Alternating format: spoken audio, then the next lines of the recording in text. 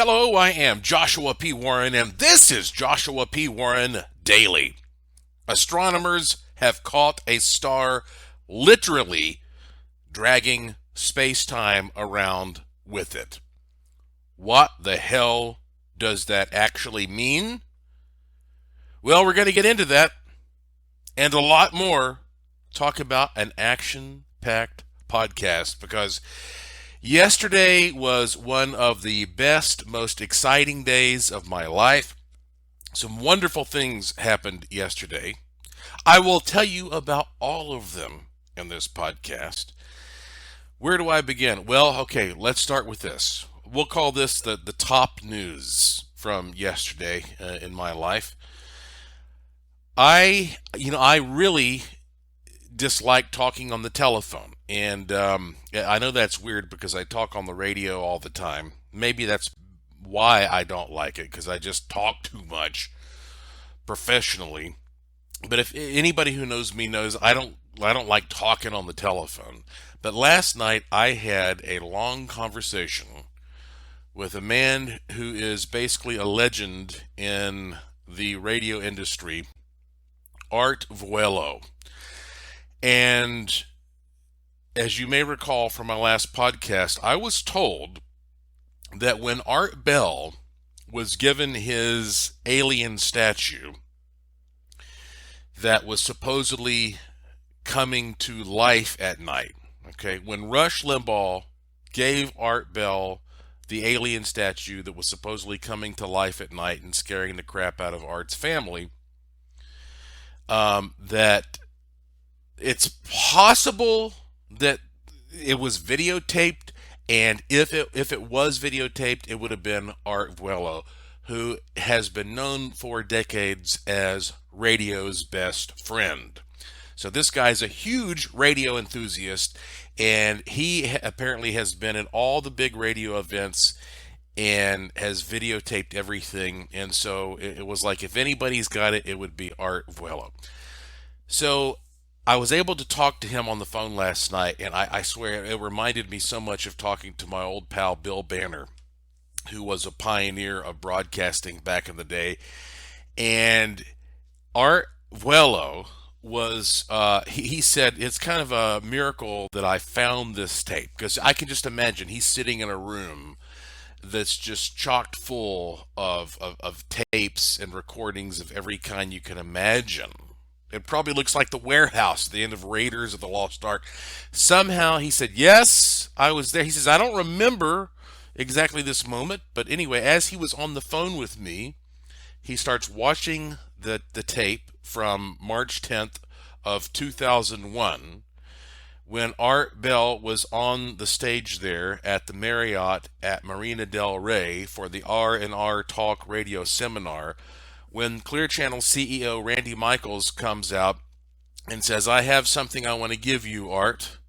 And of course, Art is sitting next to Matt Drudge, and he starts with Art, and that's when Randy Michaels brings out the alien. And I hear Art Vuelo as playing the audio from the video he has in the background while we're on the phone. And he's laughing and saying, oh man, this is great, this is great.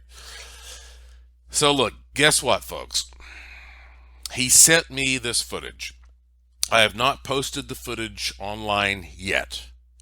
I will be doing so soon with his blessing. But I have the footage in my possession here, and I've stripped the audio from that moment, and you are about to be the very first people in damn near 20 years to hear the audio of Art Bell receiving Carville the alien, the 4-foot tall wooden alien statue from Rush Limbaugh as a surprise on stage. The only person who recorded this was Art Vuelo, and it's funny because when I was talking to him, I said, you know what? Back then, you didn't know me and I didn't know you, but you were recording this for me. I was the guy in the future that you were recording this for. So here is the audio of Art Bell receiving Carville. Enjoy. Hey, and you guys, before you leave, I've been given the opportunity to give each of you something.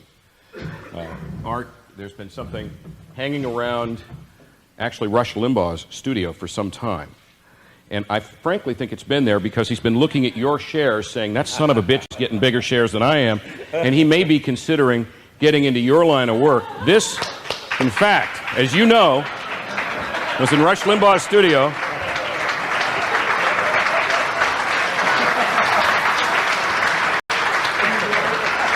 And it belongs to you. You have no idea. I walked into Rush's studio and I said, oh my God, it was right next to his desk. What is this doing here? And I think we put a cigarette in his hand and a $5 bill and left. But I couldn't believe it. And so Rush, I guess Rush sent this to me. But yes, he did. That is yours. And that's the way Ed McLaughlin looked when we cut the deal. If you want to clone it and give one to Matt, that's up to you. No, Matt, no, don't go away. No. Thank you. I sincerely thank you. And please thank Rush. Yeah, well, obviously thank Rush. We know that you have a fascination with extraterrestrials. Yeah, fascination with extraterrestrials. And I heard you say last night that you believe a lot of Matt's stuff, that a lot of your stuff comes from Uranus. So how about that? You now, again, are one of the only people since, basically, if you weren't in the live audience 20 years ago, you did not get to hear that exchange, and soon you'll be able to see the footage. But talk about provenance, man. I tell you, the story of Art Bell's alien statue is incredible. And I'm not just infatuated with Carville because I own Carville and I love the history there and the attachment to Art Bell and Rush Limbaugh and all that. He supposedly comes to life. Here's what you have to understand, okay?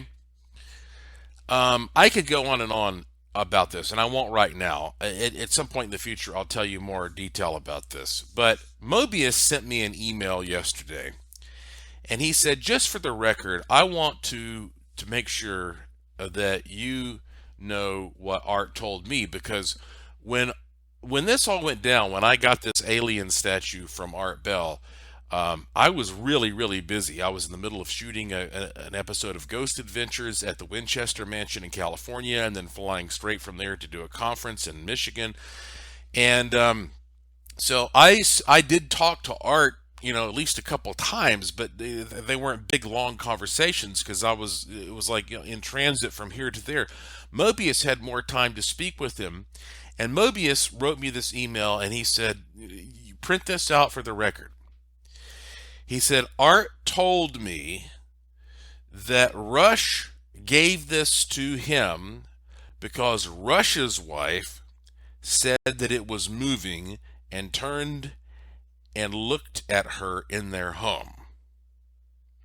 He said Rush's wife ordered him to get rid of it, and he was confused what he should do and came up with the idea of presenting it to Art as a gift. Art told me he thought this was the most insane thing he ever heard in his life, but he loved it, and it encompassed everything he was doing, and spent every night with him in the studio. It was his ultimate show symbol. He said, honestly, he loved this thing, was heartbroken to see it go, but made me promise we would respect it and its legacy. And I said, absolutely. And then he went on to say, what happened was, ultimately, his daughter was claiming that this alien was coming into the bedroom, and he said, Art told him, I went for the shotgun in case we had a prowler, and my wife ran out and calmed her down, and as soon as she walked out of the bedroom door, she was screaming her ass off. He said she was sure they had a prowler in the house. He says, but no, my wife was screaming about the alien and said she saw it walk out of my daughter's door and go down the hall and back into my studio office. She swore then my daughter was telling the truth, She saw the alien come to life in her own eyes, with her own eyes. Okay, so you see what's happening here. So his daughter is flipping out, and you could say, okay, well, like, Art Bell's daughter, she's got a big imagination. Kids do this all the time. But he's saying, no, my wife, who is an adult, saw the alien come walking out of my daughter's bedroom. And this is in addition to Rush Limbaugh's wife seeing this thing move. So anyway, Mobius goes on to say, if this thing is not gone, they have said they will go back to the Philippines, and they are not kidding. It is currently tied up in the garage, but they want it off the property now. Can you please ask Joshua to get here as fast as possible, like within the next few days? This is a family emergency. And then there's a lot more to this, which, in the near future, I will post this all online as well. But you have to understand, folks. I talked to Art myself, and he told me this, okay? And I thought it was a joke at first. I really did.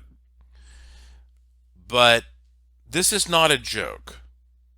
So, as you know, this alien statue it's been on display in the museum for a long time, but it's now coming back to Vegas.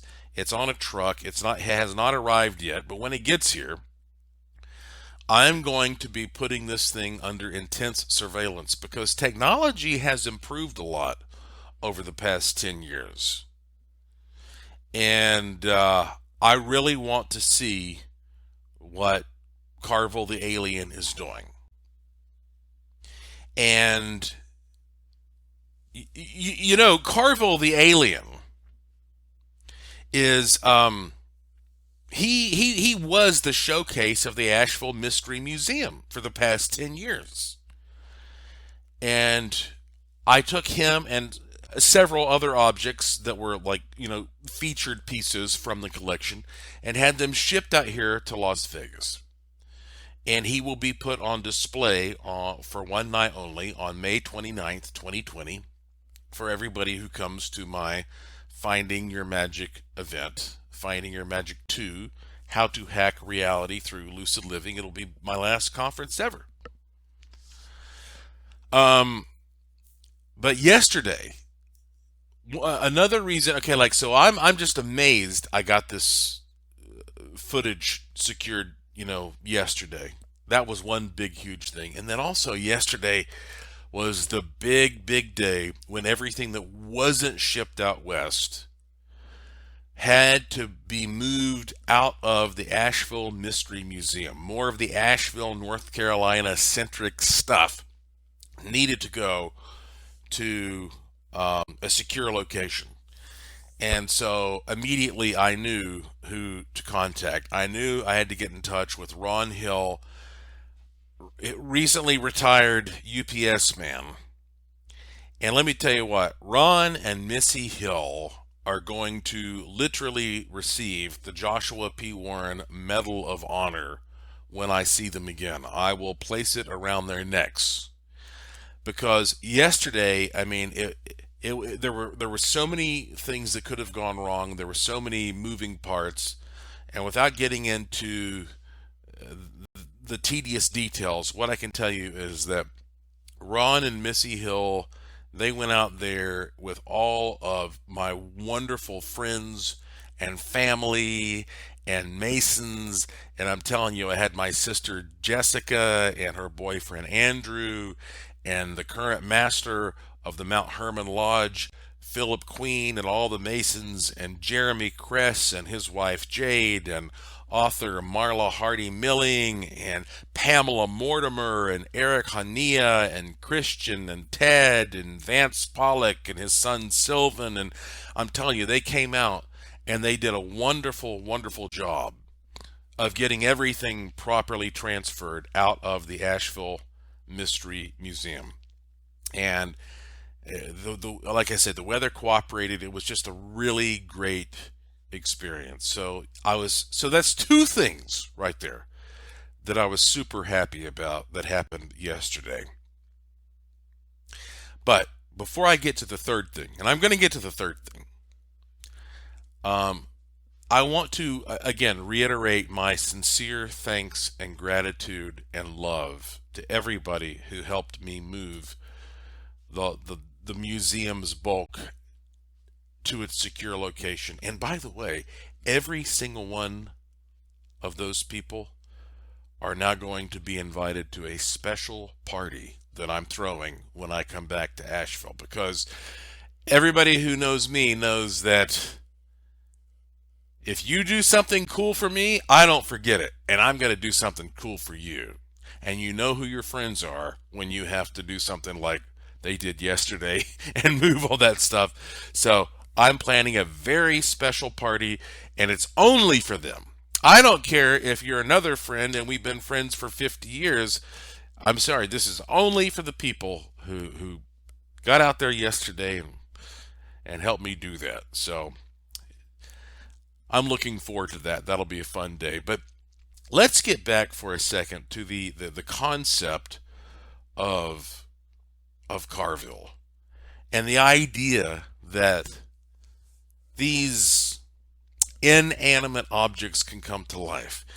You may have seen on my Twitter feed that I posted a story days ago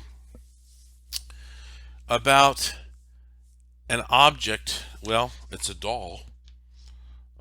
It's a doll that is causing a stir. Let's see here. Let me see if I can find the story right now. I thought I had it brought up already. But yeah, it's the story of a doll that washed up on a beach in, oh, there it is, in Florida. You know, good old Florida, right? So maybe you saw this story. This very creepy, weird-looking doll that appears to be cobbled together from maybe some coconuts, and it looks like it has some snake skin on it, possibly some human skin. It's got some stuff that looks kind of like spindly legs that have been, thrust into it. But I think the creepiest part is that it quite obviously has human teeth on it. It washed up on a beach near Cape Canaveral, and just a guy walking on the beach found this thing. And I'm looking right now at the report on it, and there's a lot if you've seen the Twitter link on this. But this particular report is from Tim Binnall at Coast to Coast AM. He says a man walking along a beach in Florida was aghast when he stumbled upon a nightmarish doll sporting what appeared to be human teeth. The eerie six-legged figure appeared to be fashioned out of coconuts and had snakeskin as well as feathers affixed to it. While those details alone were pretty strange, Robertson was struck by one particularly unsettling bit of craftsmanship around the mouth of the doll, that it actually had human teeth, blah, blah. So anyway, what happened is this guy threw this back into the ocean because he was told by some other people after he took pictures, like bystanders, like, oh, that looks like some creepy voodoo shit. And so he threw it back in the ocean. And you know what? Maybe that was the best thing to do. I have done the exact same thing. Okay? I got some creepy shit one time. I won't get into this whole story right now, but I got some creepy stuff like that, and I was advised to throw it into the ocean and get rid of it, and so I did. So I can see why he did that. But what's funny is that since he has done it, this guy has come back and said, well, maybe I shouldn't have done that. That this may have been a representation of a protective African deity.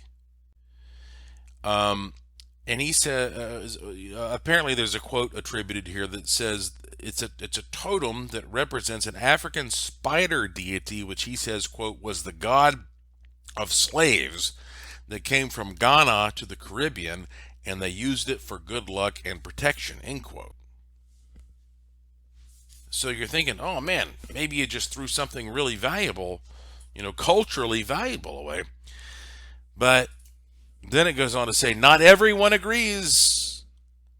The owner of an African bookstore in the city of Cocoa told a TV station, in fact, it probably was a voodoo doll.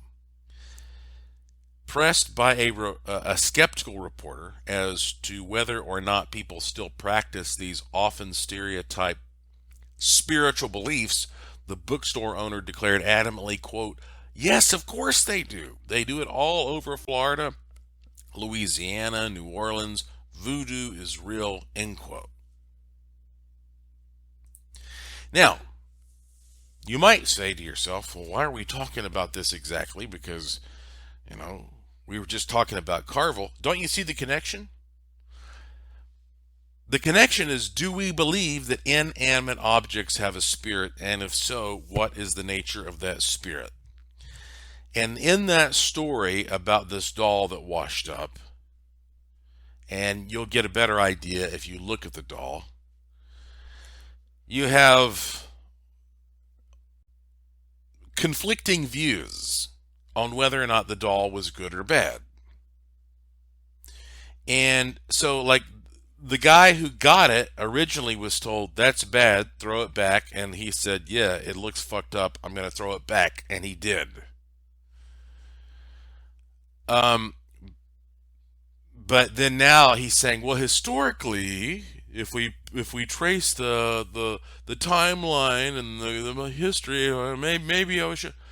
And then they talk to the lady who knows about the culture that this may have come from, and she goes, yeah, this looks bad to me.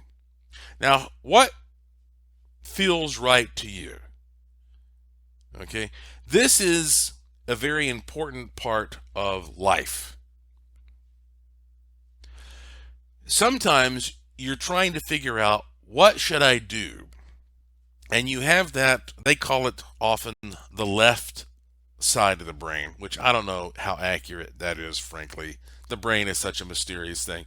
But we say, oh, the left side of the brain is the analytical side, and the right brain is the creative side. All right, fine. So let's use that as the analogy. So let's say the left side of the brain is trying to rationalize intellectually, perhaps even scientifically, why that you should do something. But then the other side is saying, this is either good or bad. It's a binary system. It's a 0 or it's a 1. Good or bad.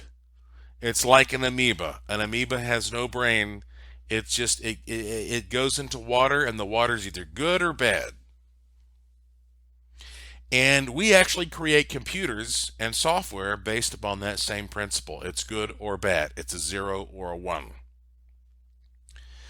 So if you have a doll or any kind of an object, and you want to know if it's good or bad, just forget all the intellectual shit, because that stuff can always be warped and distorted. All you need is a good lawyer. A highly paid historian will come in and say more or less whatever needs to be said. Just forget all that. Think about how it feels to you. Does this feel good or bad?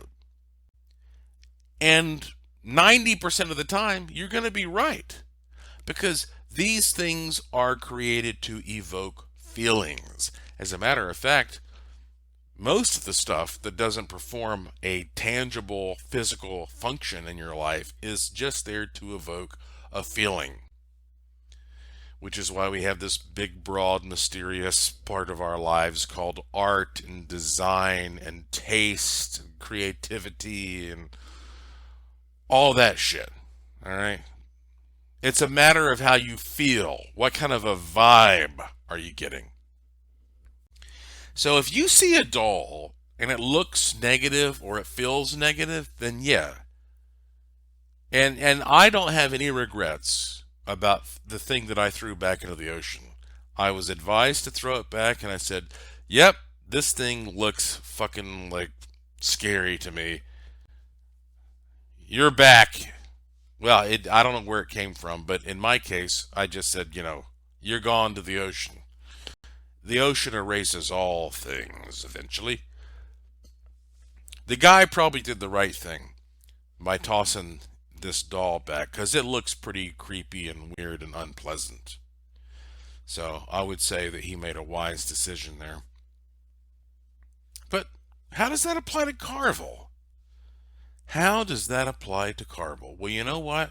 When I look at Carvel, I don't get a huge beaming positivity, but I certainly don't get a negativity. I would say on the scale of, 0 to 100, if 0 is negative and 100 is positive, I think Carvel clocks in at about 70. You know, he's mainly a positive thing. But I think that is what makes him so interesting is that he occupies a gray area, just like you and I do. And I've been corresponding with Darren Hussey, the fellow who created Carville, and he's going to actually write up a nice little story for me about, even though I've interviewed him, and hopefully you've heard that, but he's going to write up a story about like how he created Carville and like the journey that he took that led him to leave it at Rush Limbaugh's office and all that. And I'll be able, when I put Carville on display here in Las Vegas, to have all of these wonderful examples of that story, and it'll kind of be like an art display, really. But you see what I mean? Like, you can look at any object or anything and you can just get a feeling off of it. But you know what? You can also do that with a person.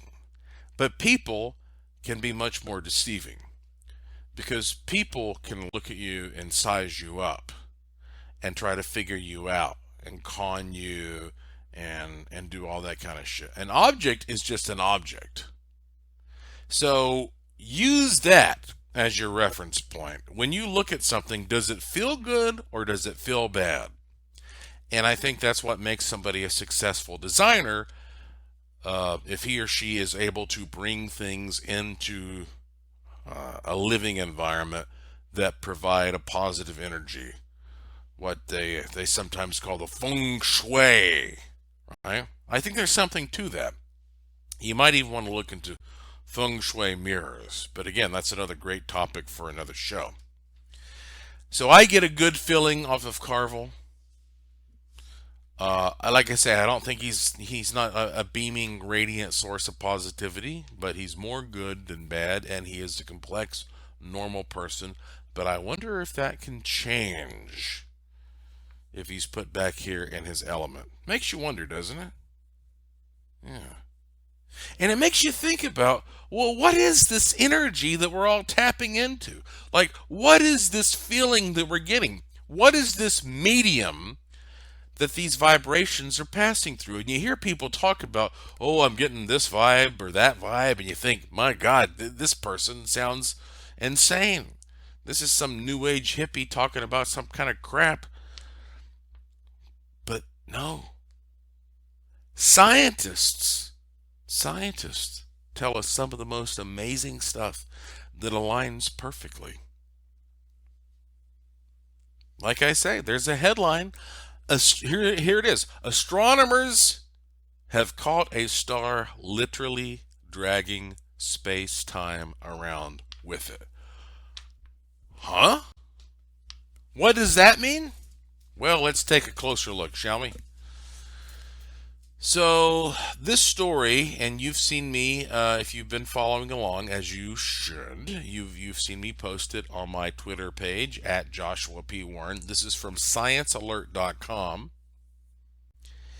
and this story is really pretty dry. You can tell it was written by Matthew Bells and Vivek Venkatraman Krishnan. I think. Uh, so must be real scientists because it's kind of mechanical, but it says one of the predictions of Einstein's general theory of relativity is that any spinning body drags the very fabric of space-time in its vicinity around with it. This is known as frame dragging. In everyday life, frame dragging is both undetectable and inconsequential, as the effect is so ridiculously tiny. Detecting the frame dragging caused by the entire Earth's spin requires satellites such as the $750 million Gravity Probe B and the detection of angular changes in gyroscopes equivalent to just 1 degree every 100,000 years or so. Are you keeping up with me?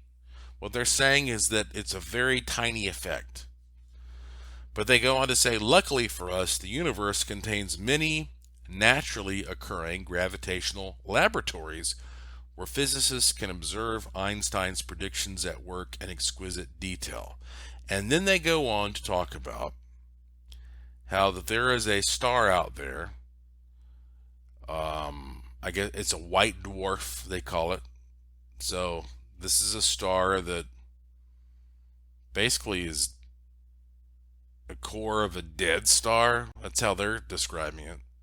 And it has enormous mass, several times the mass of our sun. And they're saying that the frame dragging caused by this particular white dwarf they found would be roughly 100 million times as powerful as Earth's. Okay, I'm not going to try to go into the tech details about this any further, but we're talking about the fact that scientists are saying that there is this thing out there that is so dense, basically, that as it moves around, you can just see space-time warped and stretched and just fucked up all around it. All right. So that brings us to the next question of, okay, well, I hear you talking about space-time. What exactly are we talking about here? All right. Let's see what the definition of space-time actually is, shall we? Let's see if this makes any more sense. This is from the almighty internet, from Wikipedia. In physics, space-time is any mathematical model which fuses the 3 dimensions of space and the 1 dimension of time into a single 4-dimensional manifold. Did you get that? I don't know, for some reason for some reason when you read some of these definitions, it reminds me of like a monkey as a creature with monkey-like qualities. Right? True, but informative? I don't know, put a question mark. So look, here's how I see it. Imagine you're standing next to a table and there is an aquarium in front of you. Like a little, rectangular aquarium like you get from the Walmart or any kind of pet store or whatever. It's full of water and there are fish swimming in the water. Excuse me. Ugh.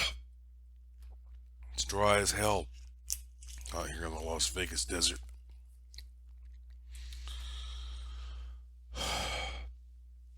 The water is like space-time. And the fish are like the star. And you and I are like the little parasites that are trying to feed off of the fish.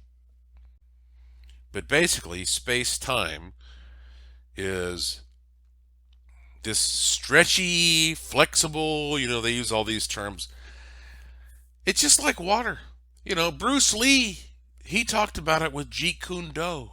Be like water. It's every you are in this medium that is water-like. And that is why there is this incredible amount of potential energy sitting all around every one of us all the time that we will one day figure out how to tap into, how to punch a hole into, so it comes spurting out like a hole in the dike in Holland, and we're able to spin a water wheel and get free energy from it. Okay, that's basically what this is all about. Maybe that makes sense. Maybe it doesn't, depending on how you look at the world. But what this ultimately shows is, once again, we're living in a material here. We're living in a material within a material. I got this email from a listener and a graduate of my course. I have an online course that you can take if you go to joshuapwarren.com and click the link to the Curiosity Shop. You can take a paranormal investigator certification course. I got this email from one of my graduates, Heather, in Washington State, and she just read my book, The Secret Wisdom of Kukulkan, which also you can download and read instantly there for less than $10. I think it's $9.95.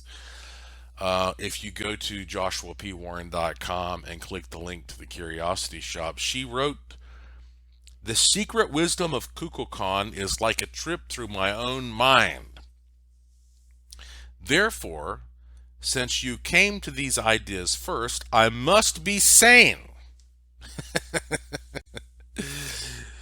She goes, "Honestly, though, I appreciate the in-depth description of the wormhole brain, and the 0 point energy lesson blew the minds of both my husband and myself. He is very technically and mechanically minded, but when I read 'Where is the charge?'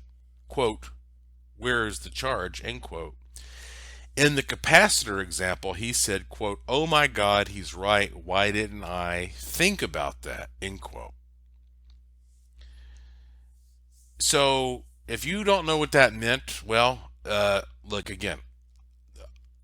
I don't want this to be a 3-hour podcast, so you just got to read The Secret Wisdom of Kukulkan and you'll understand. But what I'm talking about in that book and what she's referring to goes back to this idea that we are within a medium of potential energy that we will eventually figure out how to tap into, which will give us a free stream of unlimited kinetic energy. And that is what obviously aliens and other advanced societies and beings have learned how to do. But listen to this. Let's get back to Heather's email for a second. She told me something I'd never heard of before. Let's see if you've ever heard of this. She said, "I particularly liked your thoughts on time warps. One Bible-related book I read was called The Lost Scriptures. These books were not included in the Bible. Many recovered from the Dead Sea Scrolls. There is an account of Jesus' birth in a cave. When Mary went into labor, Joseph went to find a midwife. And at that time froze. He could see men half drinking from cups and half eating bread, but not chewing. It was as if time stood still when Jesus was born, which makes sense if Jesus appeared through a paratemporal rift." Did you get that? It's good stuff. I tell you, Heather's smart. Just connecting those ideas, connecting those concepts. Now, like I'm not familiar with the source material that she's citing, but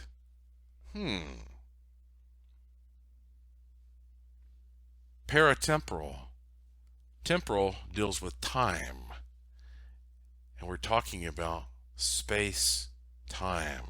Space time.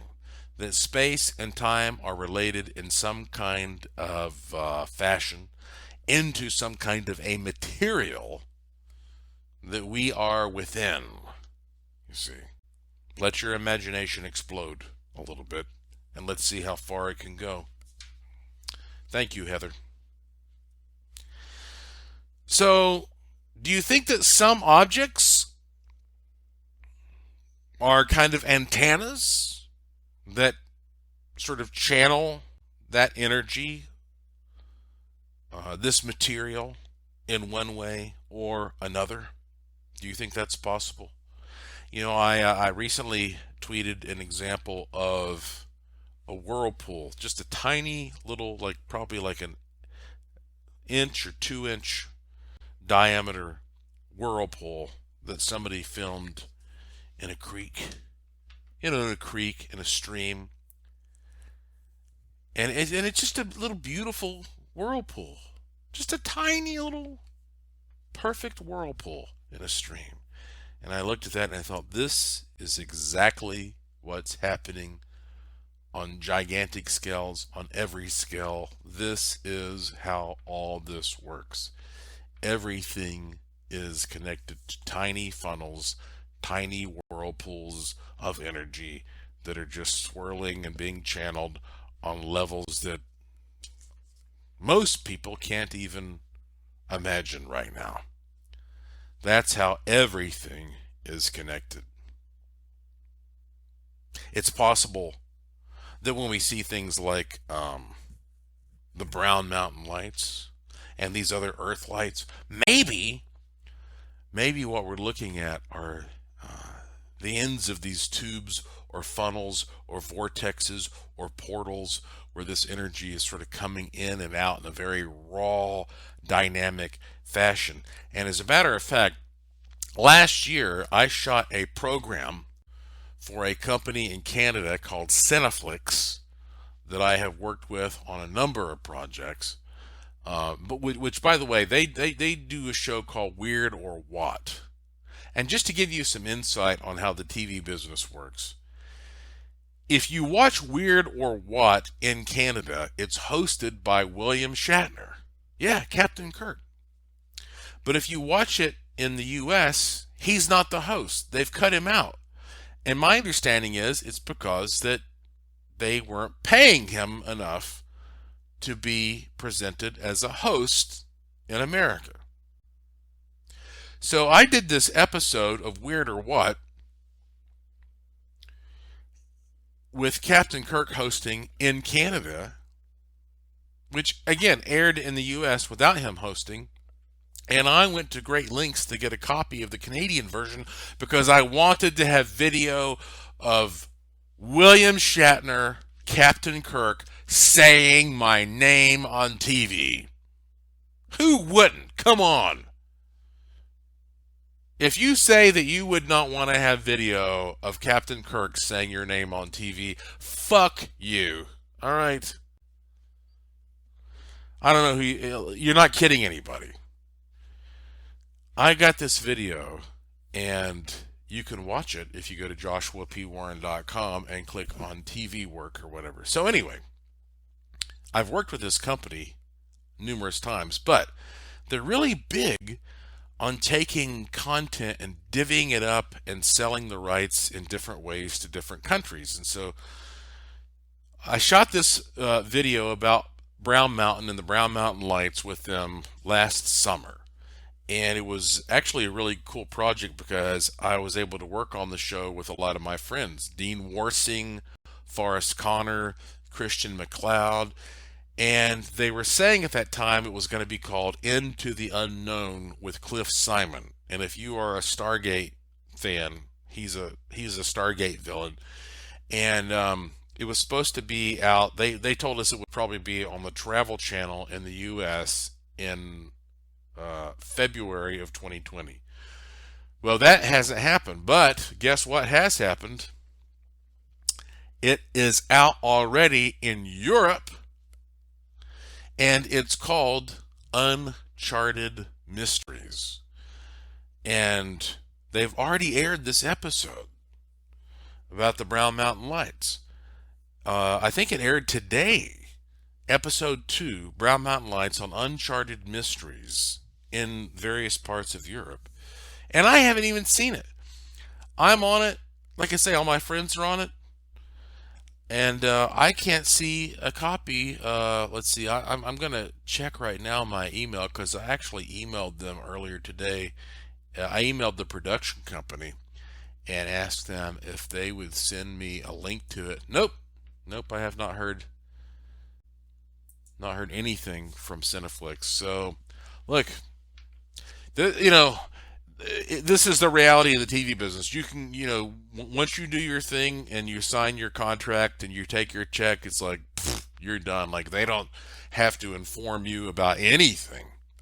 And so, if you are somebody listening to this podcast and you are in Europe and you have access, I know Sky TV is one of the places that's where you can see this available online somehow.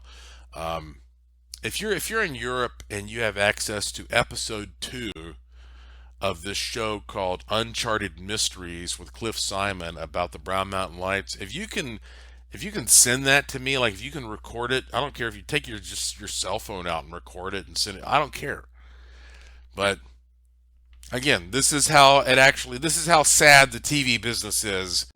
You can be, featured on a whole show and other people get to see it when you don't even get to see it. So hopefully you can do that.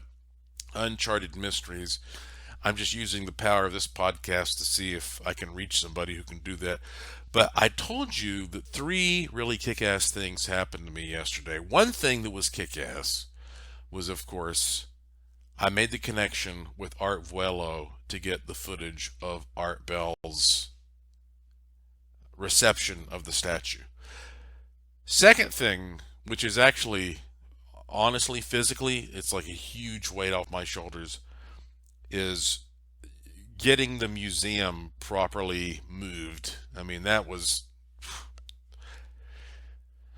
I feel like I weigh 100 pounds less just having, accomplished that.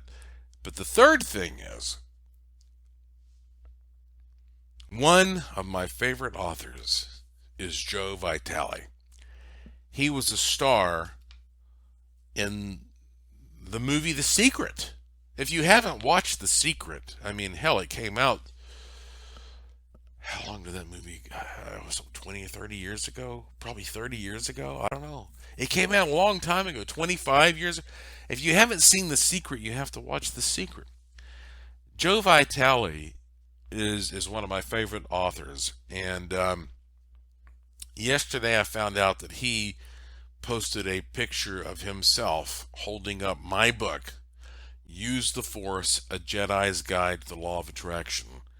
He posted it on Twitter and Instagram and possibly Facebook. He posted it on all his social media, and it's gotten thousands and thousands of likes and people all over the world saying, I love this book. And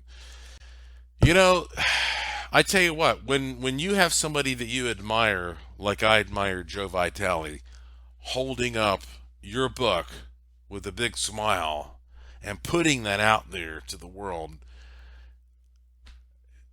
that's priceless. That's priceless. That's one of the best things that I've ever seen. So thank you, Joe Vitale. That's how much that means to me. Dr. Joe Vitale, and if you don't know who he is, look him up. You have to. I credited him with numerous points in my book, Use the Force: A Jedi's Guide to the Law of Attraction. He has a new book out called Money Loves Speed. I'm just gonna leave it at that. Just look, if you don't know who Joe Vitale is, look up Joe Vitale. Last name Vitale. Vitale. So, it's funny because as we were moving the museum, I found some books that I didn't even know I had. Not a lot. I found a box that had I think like 36 or 37 copies of Use the Force that are all first edition, first printing. And because that book, it was originally published by Adams Media, now it's published by Simon and Schuster. I mean, that book it's in multiple languages. It's been a big hit. And then I found some, I think 35 or 36 copies of, listen to this, the very first book I ever wrote, called Joshua Warren's Gallery of Mystery and Suspense. I couldn't believe it. These books, I cracked open a fresh box. I mean, every time you crack the book open, it's like, this was published in 1991, I think. Every time you crack open the book, it's just like, and you smell this rich. It smells like wood. The books smell like wood. These are books of fictional, scary, short stories and poems. The very first time I ever published in my entire life. It was featured at that time in the Asheville Citizen Times, the big newspaper there in Asheville, North Carolina. I couldn't believe that I had a box of these. Like, there was a very, very small printing of these made. Very small. And like, I would say it's the rarest thing that I've ever written that anybody would probably give a shit about. I mean, I don't know. And then I realized I had 35 copies left of the printed version of Finding Your Magic. Because, when I did the Finding Your Magic event in 2018,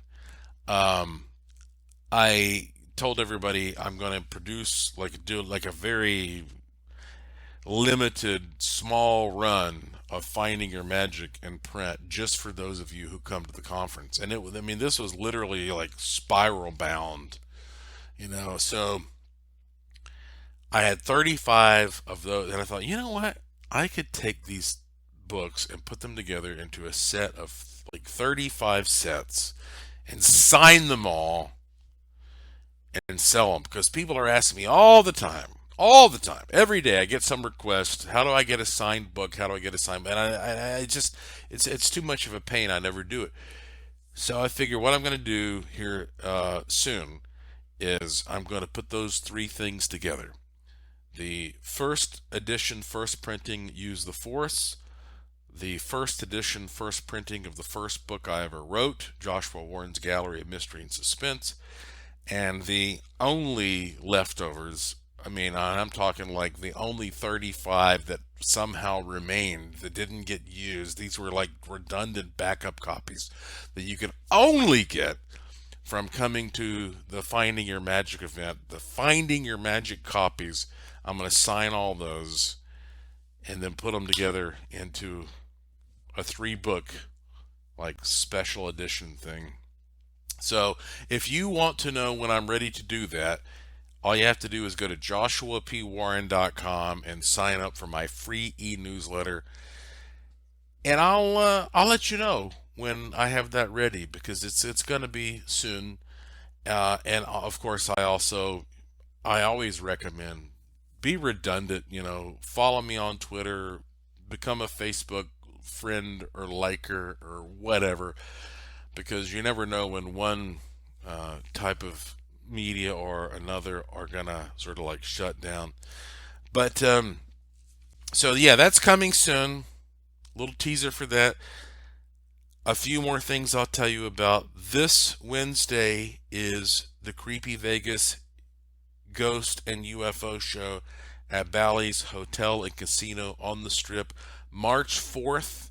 If you want all the info on that, just go to creepyvegas.com, creepyvegas.com. And the last conference that I'm ever going to produce for the rest of my life, and I'm not exaggerating, is going to be this May 29th and 30th. It's Finding Your Magic 2 here in Las Vegas. And here's an announcement for you. You know that Dr. Mulder is going to be there. You know that Carvel the Alien is going to be there. But guess what? There are going to be some other celebrity visionaries there. And I'm just going to gradually reveal this. Santero Longley is going to be there.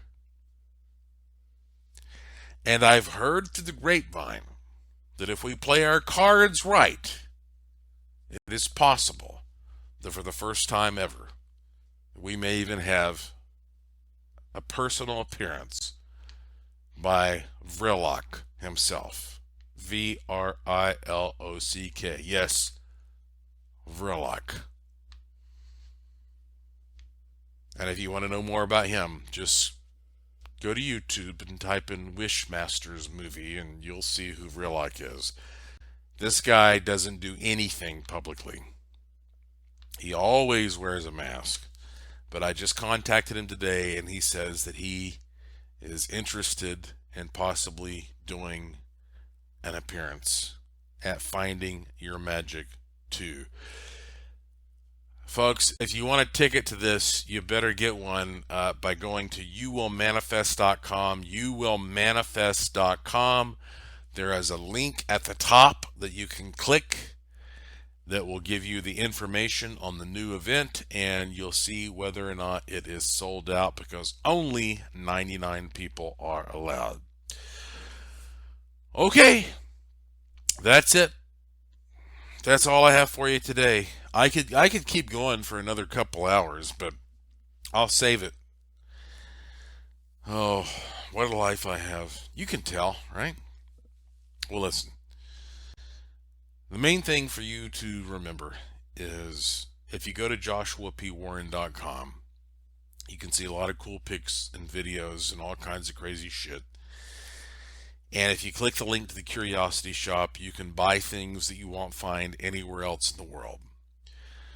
But when you're there, clicking around, please go to Joshua P. Warren Daily. That's the name of this podcast, Joshua P. Warren Daily. It's always short, always free, commercial free, independent, uncensored. When you click that link, you can subscribe through various means or just follow me on Twitter at Joshua P. Warren, at Joshua P. Warren. And I will usually post or tweet when a new one is available. So that is it for today. You know, I have a weird ass story I'm going to be telling you about soon. Just wait. Oh, thank you for listening. Thank you for your interest and support. Thank you for staying curious. And I will talk to you again soon.